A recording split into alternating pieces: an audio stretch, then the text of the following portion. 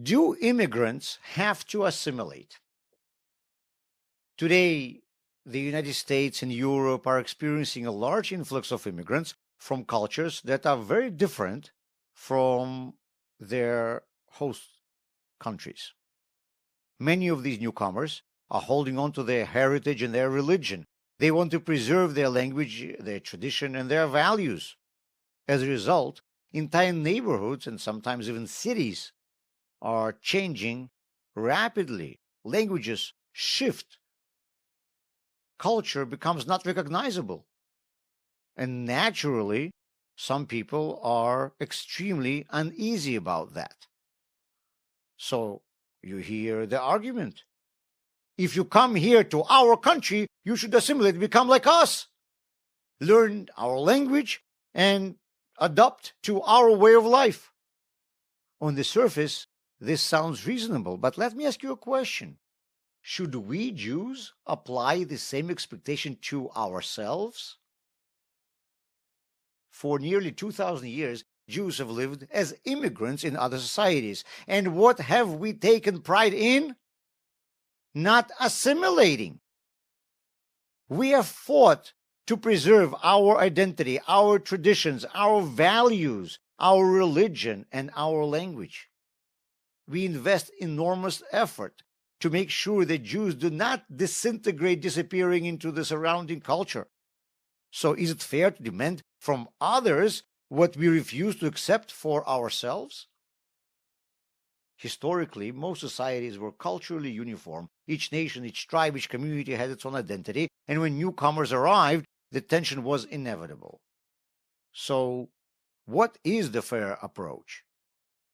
On the one hand, it is not right to demand that any group should erase its identity in order to belong. Every culture, every religion, every language has the right to continue its own story. But on the other hand, it is also not realistic or fair to expect every society to accept every group without question and allow others to overrun them with their values and their way of life.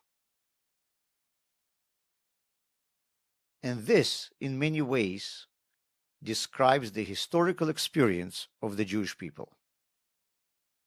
Wherever Jews went, there was an unspoken understanding. We Jews are different.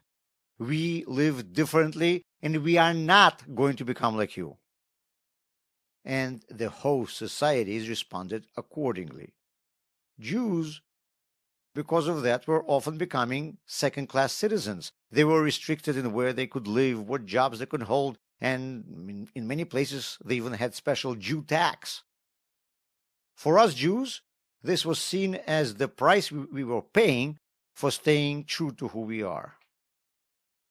As historians have pointed out, Jews tolerated discrimination as long as it was livable.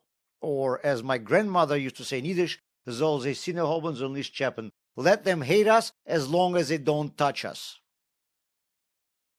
And history shows that these Jews, while being different and holding on to their own way of life, have consistently been contributing to the societies around them.